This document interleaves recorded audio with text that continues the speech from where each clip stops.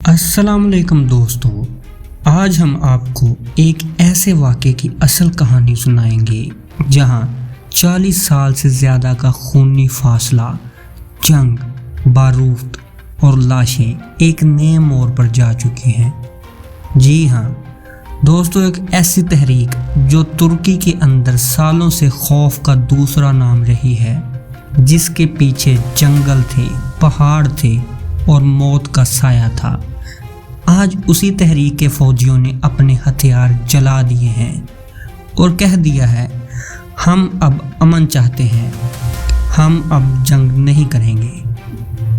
یہ صرف ایک سرنڈر نہیں، یہ ہے ایک نیا دور، ایک نئی ابتدا، ایک سلسلہ جو ترکی کے مستقبل کا تعین کرے گا۔ مگر سوال یہ ہے، کیا یہ اصلی امن ہے یا کسی بڑی سیاست کا پہلا نقشہ؟ تو چلیے سمجھتے ہیں اس مکمل کہانی کو اور شروع کرتے ہیں آج کی ویڈیو۔ دوستو، اگر آپ میرے چینل پر نئے ہیں تو میرے channel truth short T V کو سبسکرائب کرنا مت بھولیں۔ PKK یعنی کردستان ورکرز پارٹی 1984 میں جس کی بنیاد رکھی گئی، اس کا دعویٰ تھا کہ وہ ترکی کے اندر رہنے والے کردش لوگوں کے حقوق کے لیے لڑ رہے ہیں، لیکن ترکی کی سرکار اسے دہشت گرد تنظیم سمجھتی رہی۔ اس جنگ میں لاکھوں لوگ مارے گئے، ہزاروں فوجیوں کا خون بہا، شہروں میں دھماکے ہوئے اور پہاڑوں میں ہر طرف بارود بولتا تھا۔ اس تنظیم کے لیڈر عبداللہ اوکلین کو 1999 میں گرفتار کیا گیا۔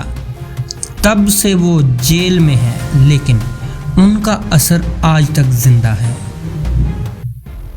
آج سے چند دن پہلے عراق کے ایک جنگل میں سلیمانیہ کے قریب اس تنظیم کے تقریباً 30 لڑاکوں نے ایک ویڈیو سرمنی کے ذریعے اپنے ہتھیار آگ میں جلا دیے۔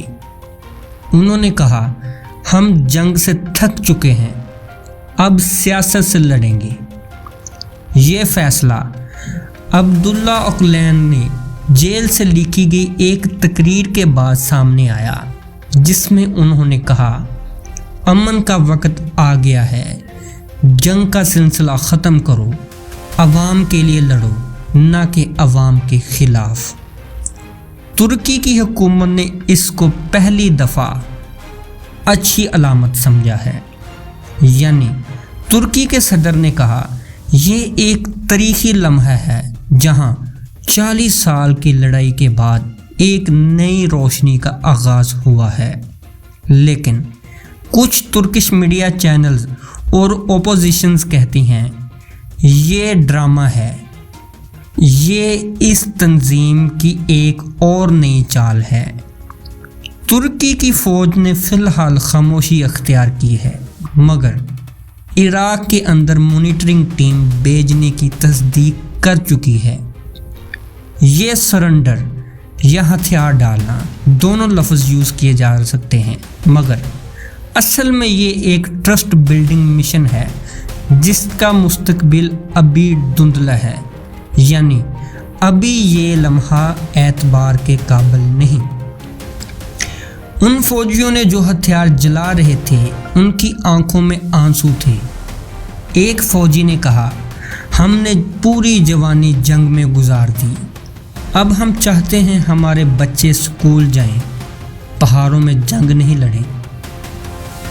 دوسرے فوجی نے کہا، کیا جیت یہی تھی کہ ہم اپنے ہی لوگوں سے لڑ رہے تھے؟ ہم نے سمجھا کہ جنگ حق ہے، مگر اصل میں ہم سب نے صرف تباہی دیکھی۔ یہ جذبات سمجھنے کے لیے کوئی سیاستدان تیار نہیں، مگر انسانیت کے پہلو سے اس قصے میں بہت گہرائی چھپی ہے۔ ایران، سیریا اور عراق تینوں ملکوں کے اندر کردش ایلیمنٹس موجود ہیں۔ کیا یہ سرنڈر صرف ترکی تک محدود رہے گا یا پھر یہ سلسلہ پورے ریجن میں پھیلے گا؟ کیا ترکی اس تنظیم کو पॉलिटिकल विंग के तौर पर इलेक्शंस में शामिल करेगी। और सबसे अहम सवाल, क्या इस तंजीम के सारे फाइटर्स हथियार डालने पर तैयार हैं या कुछ लोग जंगल में छुपकर नए मिशन की तैयारी में लगे रहेंगे?